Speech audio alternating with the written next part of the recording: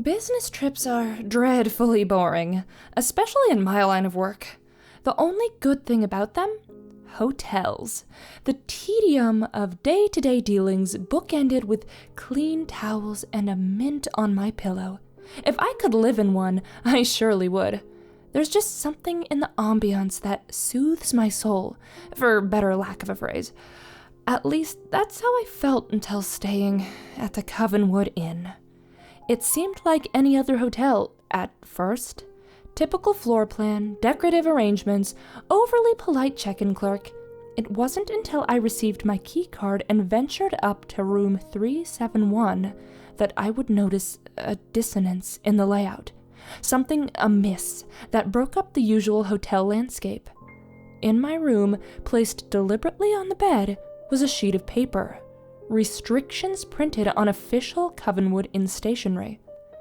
Room 371 guidelines. Number 1, no television after 9 p.m. Number 2, only accept incoming calls on the room phone. Number 3, leaving your room between the hours of 10:30 p.m. and 1:30 a.m. is strictly forbidden. Number 4, at least 2 to an elevator at a time. Never go alone. Number 5, no visitors. If there's a knock at the door, ignore it. Number 6, the minibar is for emergencies only. Number 7, the view is a lie. Don't trust it. Enjoy your stay. This was odd. I had never seen anything like it, not once, in any of the hotels I'd stayed at in the past. Perplexed, I called the front desk for answers. All the rules are to be followed during your stay. The clerk stated this plainly, as if he had uttered it 1,000 times before. I don't understand. What emergency would warrant use of the minibar? Why can't I watch TV after 9? What does "the view is a lie" even mean? I was offered the same reply, spoken with the same tone as before, not unlike a recording. All rules are to be followed during your stay. Click. And that was that. No answers, no explanation. Assuming it was some sort of strange hotel humor I was unfamiliar with, I threw the list on the bedside table and forgot all about it. Until later that night. As I laid in bed, watching the 10 o'clock news, something completely out of the ordinary happened. The reporter began scratching at her face. A little at first, but then a lot. Her motions became aggressive, and skin began peeling. Blood dripped from the wounds as she continued to relay her report without missing a beat. No one seemed to notice or react to her appearance. Eventually, she froze in place and stared at the camera. Then a close-up at her face, grotesque and mangled. Her bloodied lips spread apart and offered an ominous sentiment. Don't break the rules, Jack. I jumped out of bed, left my room, and ran downstairs. My voice echoed through the lobby as I barged over to the front desk. What the hell is going on here? The receptionist didn't so much as blink at my intrusion. What can I help you with, sir? I just watched a news reporter tear apart her own face and tell me personally, to follow your bizarre hotel rules. Is this some kind of sick joke? He pointed at the wall clock behind him. It's 10:18, sir. In room 371. There's no television past. I grabbed him by the collar. I don't appreciate being toyed with. Continue this jest and there will be a call made to the authorities. Mark my words. I let go of him and stormed off, his monotone voice trailing off in the distance. All rules are to be followed during your stay. I returned to my room, shut the TV off, and laid down to sleep, pissed off but exhausted. Unfortunately for me, my slumber would be short-lived. I awoke later that night in a fit of sleep paralysis, pinned in place by my own body. At the foot of my bed was a shadowy figure whose features I couldn't quite make out in the darkness. A warmth overtook the room as it stepped over to my side. My heart began to race. Closer now, I could see it was a man, maybe in his 50s, well-dressed, gray mustache. He leaned over me and spoke with a disturbingly unnatural timbre. His voice echoed off the walls and met my ear with an inhuman cadence.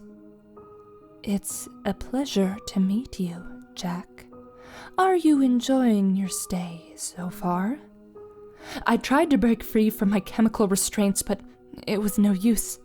"Where are my manners? I'm Garrett Covenwood, the owner of this here hotel. I like to greet my guests whenever I can." He rested his hand on my arm. There was a stinging sensation where his skin met mine, but I could barely wince in response to the pain. "Follow the rules, Jack. If you don't, you're in for a bumpy ride." All at once, the warmth dissipated, and the sound of my cell phone buzzing rendered me fully awake. I jolted to a sitting position, reclaiming my movement. The man was gone, and my arm was fine. Thank God it was just a nightmare. I quickly grabbed my phone and answered. It was my boss, Coulter. "Hey, Jack, there's been a change of plans. Need you in the lobby right away." "What? What for?" I asked somewhat groggily. "No time to waste, hurry up." Click. I looked at the time. It was 12:36 a.m. I was forbidden to leave the room, according to the dang rules. I called the front desk. "Listen here, I need to come down to the lobby and meet my boss. I don't care what your rules say. There better be no weirdness, you hear me?" The sound of tapping away at a keyboard filled my ear. "Sir, our records show that your boss, Coulter Broomlock, is fast asleep in his room." Confusion washed over me. "In his room, asleep? How would you even know that? Are you telling me there's no one in the lobby waiting for me?" "No, sir. It's a slow night. Just me and the fern in the corner." I hung up the phone and dialed Coulter's number. After 2 tones, he picked up. "This better be good, Jack. I was sleeping." "Coulter, you didn't just call a moment ago and ask me to meet you downstairs, did you?" He let out a groggy sigh. "Of course not. What are you talking about? Can I go back to bed now?" Another wave of confusion struck. "Sure. It was probably a wrong number or something. I'm sorry to wake you." Before hanging up, I asked him one last question. "Say, you didn't get a weird list of rules from the hotel, did you?"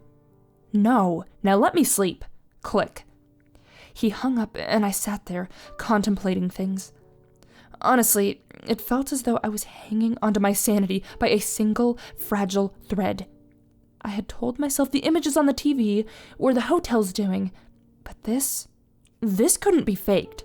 Coulter and I had known each other for years. I knew his raspy voice anywhere, better than I knew my own. That was definitely him on the other line, but at the same time, it couldn't have been. It was, by all means, a mystery. The next day of work came and went. Before long, Coulter and I met back at the hotel where we dispersed to our separate rooms. What was once the highlight of any given business trip was now tainted by uncertainty. For a good long while, I sat there in bed, still in my dress attire, perusing the list of rules on the bedside table. I couldn't make any sense of them any more than when I'd arrived, but it had become abundantly apparent that something was going on. Something unexplainable. Part of me hoped that it was a product of a tired mind, overworked and succumbing to the side effects of exhaustion. But lies, even the ones we tell ourselves, only stretch so far. After undressing and climbing beneath the sheets for some much-needed rest, there was a knock at the door. Rule number 5 came to mind. No visitors. If there's a knock at the door, ignore it. It felt silly, but I did as the rule demanded. Best to act with an air of caution, I thought. Better safe than sorry. The knocking, however, was soon followed by a voice. Coulter's voice. "Jack, are you in there? Your wife called me. She said she couldn't get through on your cell. Something happened to Leslie." My heart sank. Leslie was our daughter. I jumped out of bed, ran to the door, and opened it at once. Coulter walked in, visibly troubled. "What's going on? What happened to Leslie?" Coulter bore a look of deep concern. "Well, it's not good news." My heart was pounding. "Out with it already. What happened? This is my daughter we're talking about." He looked at me, almost teary-eyed. "Leslie's dead, Jack." All color vanished from the room. What air I had in me left my lungs in a single, labored breath as a steady stream of tears wet my face. Coulter put his hand on my shoulder. "There's more. Please sit down." I fell to the bed, broken. "The truth is, Jack, you broke rule number 5. Now I have to hurt you." His lips stretched into a wicked grin, and his body froze. He was still as a statue. "Coulter, I don't understand." In a flash, his hands lunged and connected with my neck. With a viciously tight grip, he began squeezing the air out of my lungs. I tried to fight back, but his strength was overwhelming. I managed to get in a few jabs to his head, but it didn't seem to have any effect whatsoever. He forced me to the floor and continued to clench my throat, until finally, I lost consciousness. In that moment, I truly thought I was a goner. I woke in bed the next morning, alive and well. I quickly reached for my phone and noticed a text from Charlotte. "Just put Leslie on the bus. She misses you terribly. So do I. Please be safe. We love you." I got out of bed and raced to the bathroom mirror. My neck was void of bruising, no signs of strangulation. I called Charlotte to be doubly certain. To my relief, Leslie was indeed fine. As alive as she was the day I left, it all just felt so real. Could it really have been a dream? Frazzled, I met up with Coulter and we drove to our next meeting. I could still feel his hands wrapped around my neck. I refused to make eye contact with him the entire day, and he noticed. What could I say without sounding certifiable? "Hey, the hotel left me this weird list of rules to follow, and now I think I'm seeing things. You want to stop for coffee before you drop me off at the nearest hospital?" No, that wouldn't bode well. Mild food poisoning from the sushi at the hotel bar was a far better excuse. Only a few more days of torment, then I could leave. That's what I kept telling myself. Little did I know, my next night there would be the longest one yet. I awoke at 11:22 p.m., according to the blinking display of the alarm clock on the desk across the room. As my eyes adjusted, I noticed a faint orange light dancing on the wall, pouring through a gap in the curtains. I pulled myself out of bed and walked over to the window to identify the source of light. What I saw was absolutely horrifying. The hotel was ablaze, an enormous fire engulfing the ground floor. The flames grew to great heights and touched the glass in front of me before I had the nerve to turn away and make a run for it. In leaving my room, I yelled to warn the other guests. "Fire! There's a fire! We need to leave at once!" No one joined me in the hall. There was no sound at all coming from within any of the other rooms on the floor. Had everyone already evacuated? Was I the only one inside? I opened the first door in reach. It was unlocked.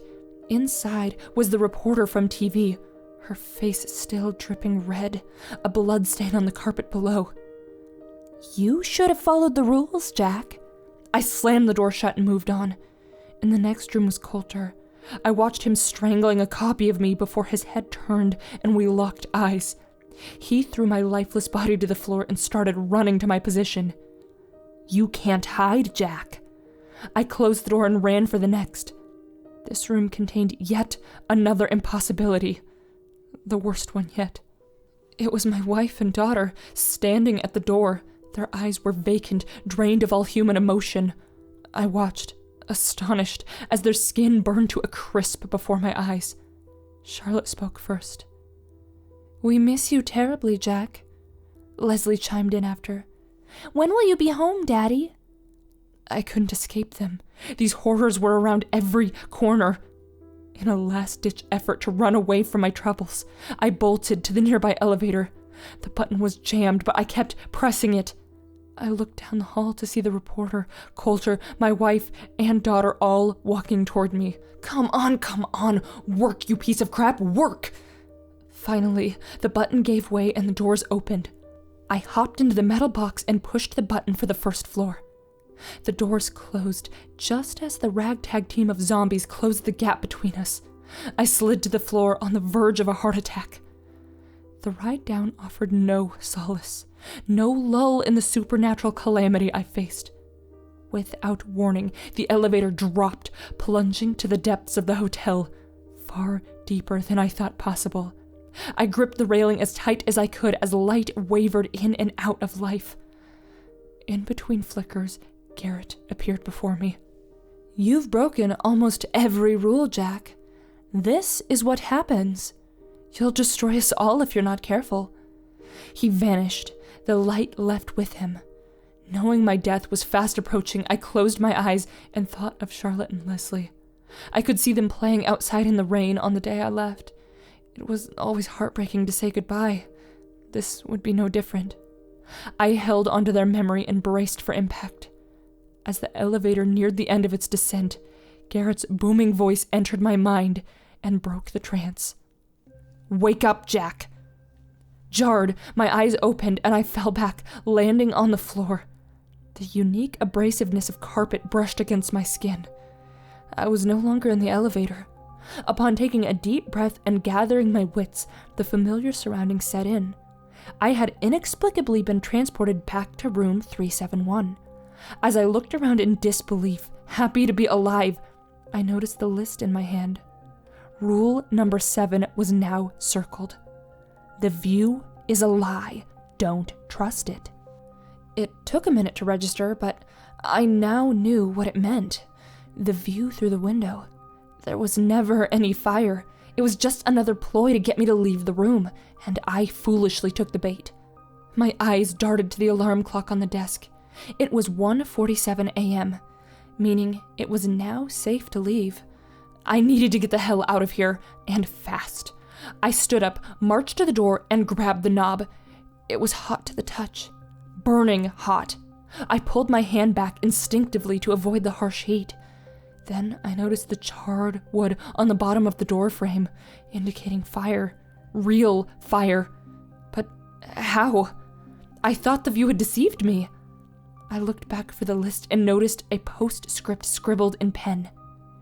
"You should have followed the rules, Jack. You did this. Now we all have to suffer." My eyes scanned the page for more clues, to no avail. They kept landing on rule number 7.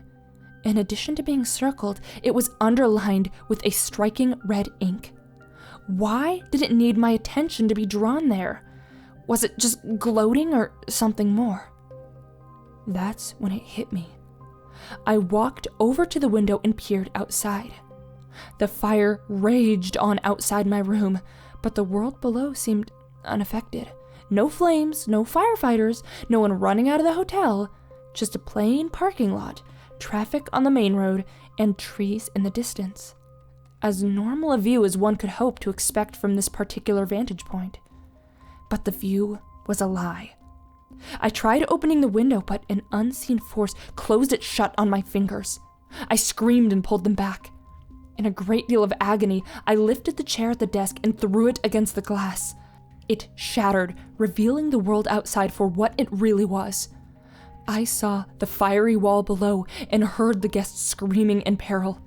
There was indeed a fire, and I truly was in danger. Still in pain, I picked up the list and looked at rule number 6. The mini bar is for emergencies only. This was certainly an emergency. Without any time to waste, I opened up the minibar next to the desk. Inside were no drinks or food, only a small black box with a red button affixed to the surface.